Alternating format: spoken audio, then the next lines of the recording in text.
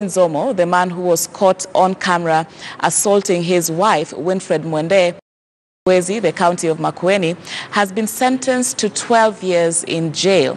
According to the prosecutor, the victim also revealed that Nzomo had assaulted her back in 2013 when she objected the husband's decision to a second wife. Delivering the judgment, Makueni's senior principal magistrate, James Mwaniki, considered Nzomo's criminal record that shows that he has been violent. In the video that went viral on Tuesday last week, Nzomo was seen thoroughly beating up his wife, and some people in the background were heard pleading with the man to stop.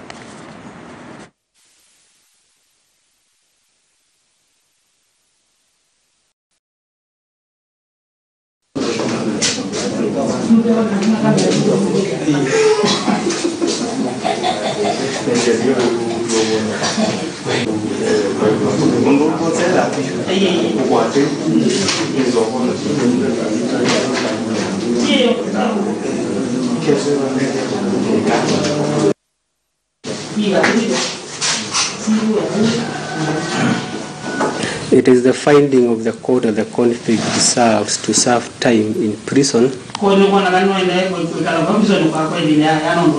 and thereafter, with proper guidance and counseling and social support, will require reintegration back to his family and community. And for the above reasons, the accused person will serve a cumulative sentence of 12 years. He will serve 10 years in prison,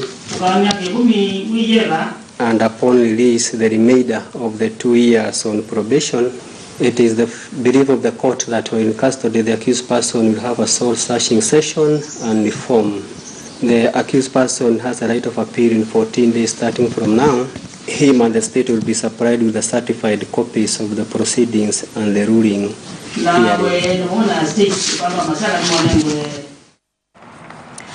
All right, and of course on social media we saw a lot of reactions to that sentence, and I'm joined in studio now by counseling psychologist Jen Kiarie to just talk about gender-based violence in the country and how this usually works in the courts and legal processes when it comes to that. Many thanks for joining us in studio for this discussion. First of all, what is your reaction to that court ruling sentencing Nzomo to 12 years in jail?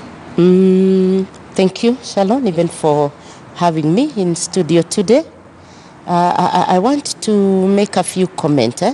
Of course, looking at that case and what transpired. Right. One, I'm happy that the government is taking these issues very, very seriously of gender-based violence, because when you see it happening today and tomorrow the guy is in and sentenced, that tells you we are rebuking it at all costs. And I'm happy with what is happening in the society.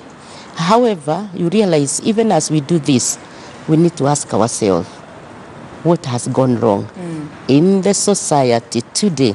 Because this is not the first case we are seeing.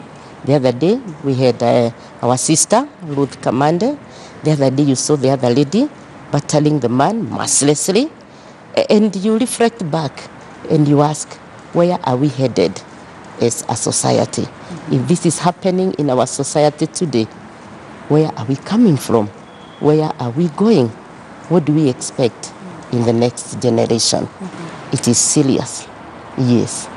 Right. And even as we ask ourselves these questions, yes, where do we begin answering it? Because I believe it must start from a point where you must never raise a finger, whether you're woman to your partner. So where do you think we need to start, instilling this as a value, and as an innate value in ourselves? Let me remind you something Chinua Achebe said, when the center does not hold, things fall apart. So as you ask, where do we start answering this question from? We need to look at our roots. Where are we coming from? Because in life, there are very important questions we need to answer. One, who am I? Where am I coming from? Where am I now? And where am I going? If you look at the marriages today, the relationship today, we need to ask ourselves, as a society, where are we coming from? Where is our society coming from? Because these things were not there some time ago. This stress that has come today says that we cannot hold. Things cannot work in our families today. That tells you there's something very wrong. Either the way we are getting into relationships, the way we are getting into marriages, how we are doing it. Because it's not that challenges have today. Even during the time of our grandparents, marriage challenges were still there. But were we seeing this gender violence? No. So that tells you there's something we are not doing right. And tolerance levels have gone That is really the low. thing. That's the thing. Either as we get into these relationships, we are getting with very high expectations.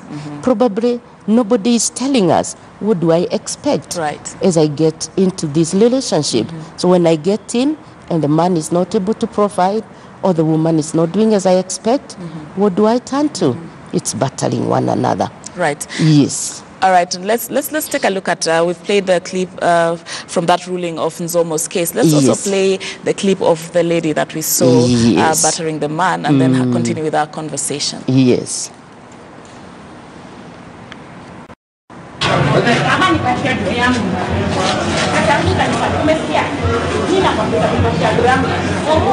No. Serious.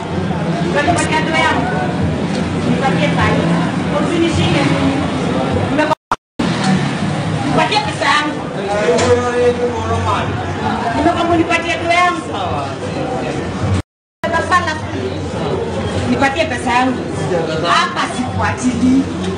Nipatie pesa yangu. Nipatie ndo yangu.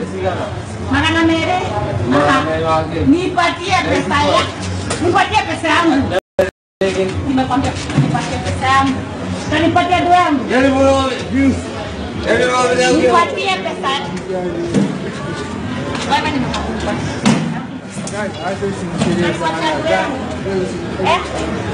Nipatie ndo yangu sahi. Siungi maneno ya barani, nipatie pesa yangu. Nipatie pesa yangu. Such a hard video to watch and very, very unfortunate. And just looking at that, what followed, the kind of commentary that followed on social media is that we seem, maybe even as media or as a society, to have focused on our talks and our concern when it's the woman who is the victim as opposed to when the man is the victim. Yes. Would you say we are experiencing an increase in also violence against the man? And are we talking enough about it? That is the thing, and that's the question we need to be asking ourselves. Because like you are saying, it looked like it's normal when it is the man battling the wife or battling the lady. But now you realize the ladies have taken over. And these are just a few cases that are being highlighted. Because these are the ones that have come public. That is the thing. Yeah. But behind the doors, what is happening in the society? So you like you're saying, as a society, something is not right. And the heads need to roll.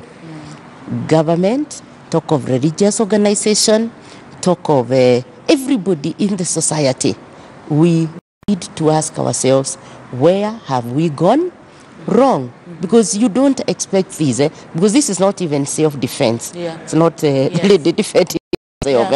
And you it's didn't expect violence. this. This is actually violence. It is actually violence. So where is it coming? Okay, you look at it and you see the lady is demanding for her right. Is it the best way to demand for your right? And then you also look at the onlookers. You see people are just cheering as it is happening. In the case of Nzomo, you also people are just, cheering. And you wonder, is there anything? Because you would expect in such a situation, people would come even to the rescue of the lady or the rescue of the man. But all of us are cheering. And it looks normal. It's gender violence. We need to do quite a lot in the society. We are just coming from, and you see the same violence we are seeing here from a term in schools, where again we have witnessed a lot of violence, a lot of destruction with our children. And we wonder, where are our children getting fees? If this is what the grown-ups are doing, Sharon, what do you expect our children to portray? It seems to me, Jane, as though it's a problem of not being well advised on how to handle frustrations. That is true. That's true. From seeing our kids, in schools, resorting to violent ways of expressing themselves, to this violence we are seeing in relationships. So, and as you say, we need to ask ourselves these questions. What do you think are some of the steps we can take as churches, as leaders? What are the steps that can be taken to instill? Because it seems that what needs to be taught is that patience, if we can say, and how to handle frustration. Beautiful, beautiful. That's a good question. You realize everybody in the society, if we are going to correct this cycle of violence, even what we are seeing in our schools, then each one of us needs to take a responsibility.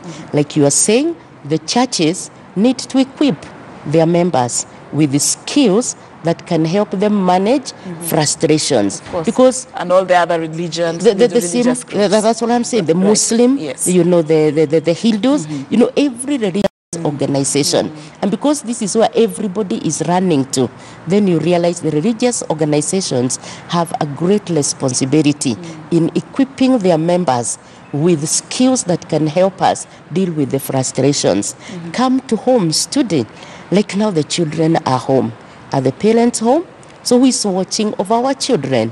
Again, as parents, do a lot of positive parenting. The courses where we need to be equipped with the skills. Like now children are home. They were open to our parents. But the question is, as they open to you, what are you doing to equip them even with the skills that can help them even when they go to school and frustrations are there? Exams are there. At times they are failing. How do I deal with my failures? We need to equip the society, and especially people that are dealing even with the teachers. They have a great responsibility. We need to equip our teachers even with those basic counseling skills, that even as they deal with these children, they will have dealt with their frustrations first, then now they can be able to deal with the frustrations of our children. The government need to come up with policies that can help even the society deal with these many issues. The social media, you people have a great responsibility, because like what we see mainly, it's like things are not working, but once in a while, can we have those clips of a family that is also doing very, that is doing very well. News. Yeah, positive, those positive news. Okay, a very important conversation we are having here, and we'll continue with it in just a bit. I just want